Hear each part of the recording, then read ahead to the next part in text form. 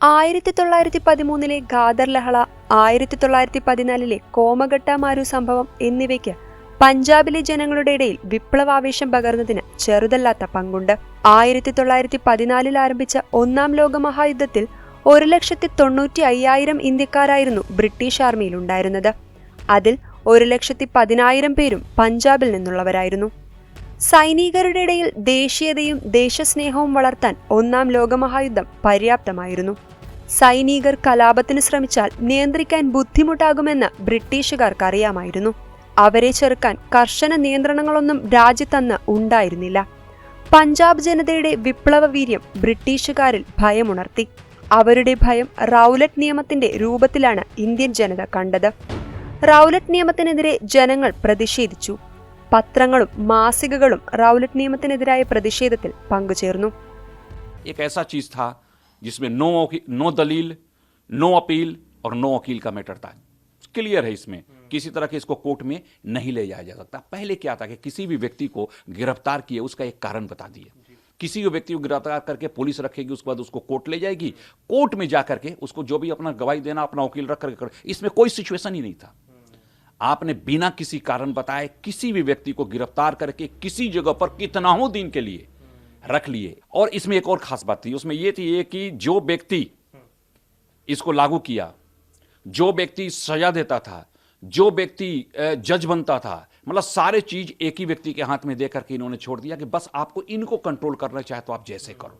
पत्र पत्रिकाओं में अमृत बाजार पत्रिका थी, उसके बाद independence, Bombay chronicle, new herald, the tribune, Vijay, Inquilab, Siasat, सब ने कुछ न कुछ इसके बारे में निकाला और अंग्रेजों की धज्जी उड़ा दिया इन्होंने. लेकिन अंग्रेज किसी भी रूप में सुनने के लिए तैयार नहीं थे. एक पत्रिका था वक्त, 22 मार्च को एक कार्टून भी निकाला था जिसमें इस रॉलेट को काले नाग की तरह दिखाया था, और तब से इसको काला नाग भी कहा जाने लगा. एक दूसरा शब्द भी आता है कि यह सांप था और काला नाग था. റൗലറ്റ് ആക്ട് എന്ന കരിനിയമത്തിനെതിരെ പ്രതിഷേധം രാജ്യത്തുടനീളം നടന്നു. അമൃത്സർ ഉൾപ്പെടെയുള്ള പഞ്ചാബിന്റെ വിവിധ ഭാഗങ്ങളിലും പ്രതിഷേധം ആളിക്കത്തി. इसमें दो व्यक्ति अमृतसर में इसको लीड किए. एक डॉक्टर सत्यपाल मलिक और दूसरा हो गए डॉक्टर किचलू. दोनों के नेतृत्व में प्रदर्शन होते रहे और उस प्रदर्शन में महात्मा गांधी को भी बुलाने की बात थी. महात्मा गांधी भी 2 अप्रैल को पंजाब पहुंचने के लिए चल चुके थे. लेकिन पलवल में, चूंकि पंजाब का क्षेत्र उसमें बहुत बड़ा था, पलवल में वहीं पर ट्रेन से मुंबई से वो आए, उनको रोक करके वहीं से उनको वापस कर दिया गया. इसलिए महात्मा गांधी यहां पर पहुंच नहीं पाए. जो भी हो, इन सब के बावजूद 18 मार्च 1919 को रॉलेट बिल 20 मतों के मुकाबले 35 मतों से इसे पारित कर दिया गया.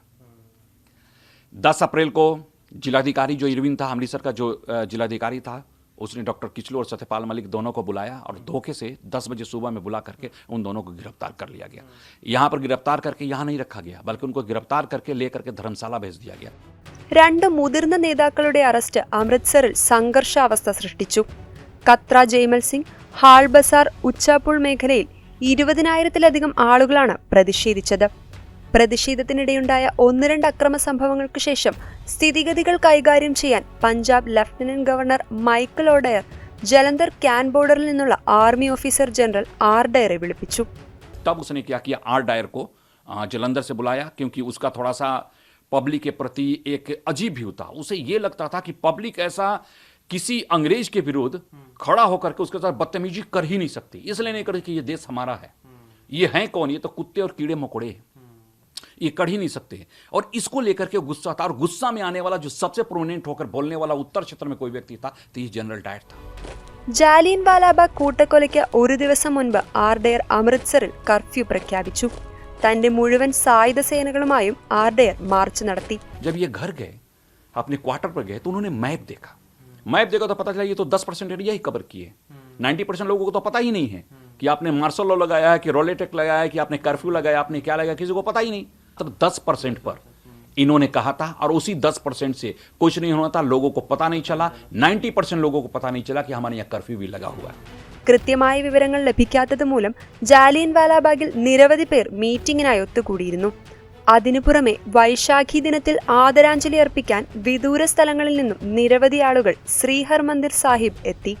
ഗോബിന്ദ്ഘട്ട് പശുമേളയിൽ പങ്കെടുക്കാൻ വന്ന വ്യാപാരികളും അവിടെയുണ്ടായിരുന്നു. എന്നാൽ ഖുഷ്കൽ സിംഗ്, മുഹമ്മദ് പെഹൽവാൻ, മിർറൈസ് ഉൽ ഹസൻ എന്നിവർ ചാരപ്പണി നടത്തുന്നുണ്ടായിരുന്നു. ജനറൽ ഡയറിന് അപ്പോൾ നടക്കുന്ന വിവരങ്ങൾ അവർ കൈമാറിക്കൊണ്ടിരുന്നു. एक और ग्रुप होता था जो उसमें भीड़ होती थी, वो थी और मोहल्ले की औरतों की, बच्चों का और बूढ़े लोगों का।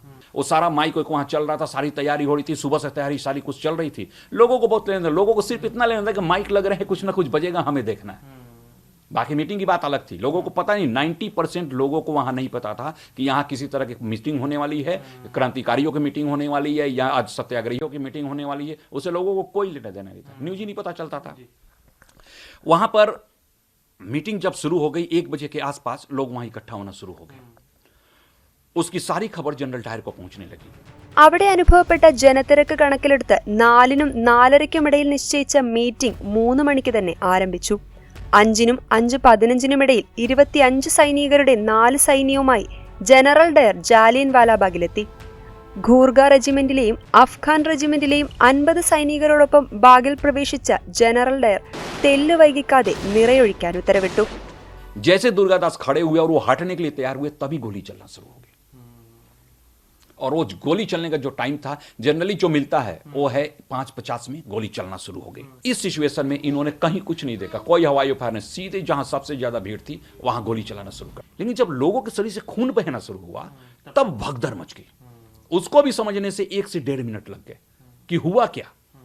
एक गोली तो चल नहीं सकता था, ऐसा कोई रिकॉर्ड था नहीं। लोग भी जानते थे कि भैया सरकार है, हमारी सरकार है। और कुल मिलाकर के 303 का 3.3 का 1650 गोलियां चला था। एकमात्र उस जलियांवाला बाग में एक कुआं था, 3 पेड़ थे और एक टूटी फूटी समाधि थी।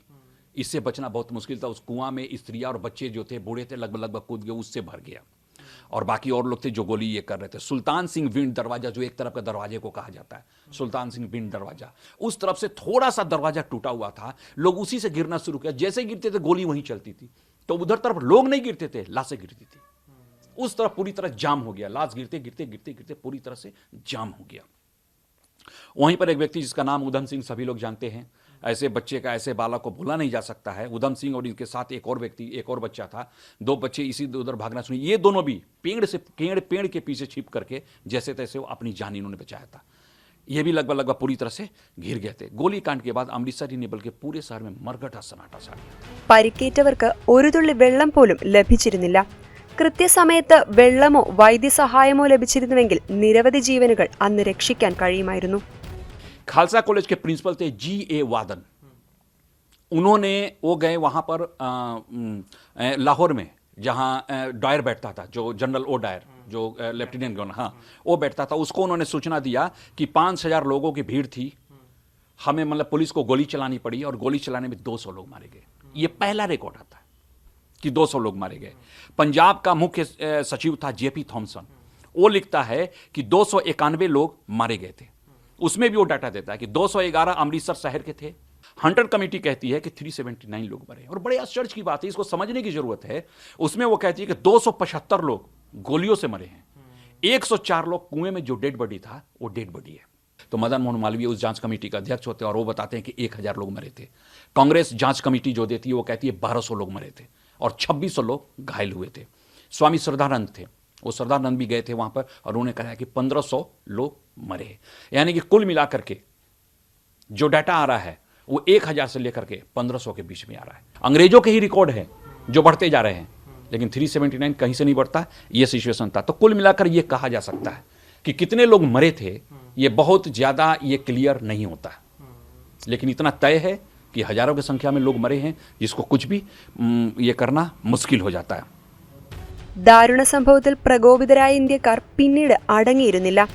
ഇന്ത്യക്കാരുടെ പ്രതിഷേധത്തിന്റെ ചൂടിൽ ജനറൽ ഡയറിനെ ബ്രിട്ടീഷ് സർക്കാരിന് സസ്പെൻഡ് ചെയ്യേണ്ടി വന്നു. 1940 മാർച്ച് 13 ജാലിയൻ വാലാബാഗ് കൂട്ടക്കൊലയ്ക്ക് കാരണക്കാരനായ മൈക്കിൾ ഡയറിനെ ലണ്ടനിൽ വെടിവെച്ച് കൊന്ന് ഷഹീദ് ഉദ്ധം സിംഗ് പ്രതികാരം തീർത്തു. ജാലിയൻ വാലാബാഗ് കൂട്ടക്കൊലയിൽ വീരമൃത്യു വരിച്ചവർക്ക് ആദരാഞ്ജലി എന്നോണം ഇന്ത്യൻ സർക്കാർ 1961 സ്ഥാപിച്ച സ്മാരകം മുൻ രാഷ്ട്രപതി ഡോക്ടർ രാജേന്ദ്ര പ്രസാദ് ഉദ്ഘാടനം ചെയ്തു. News desk ETV Bharat.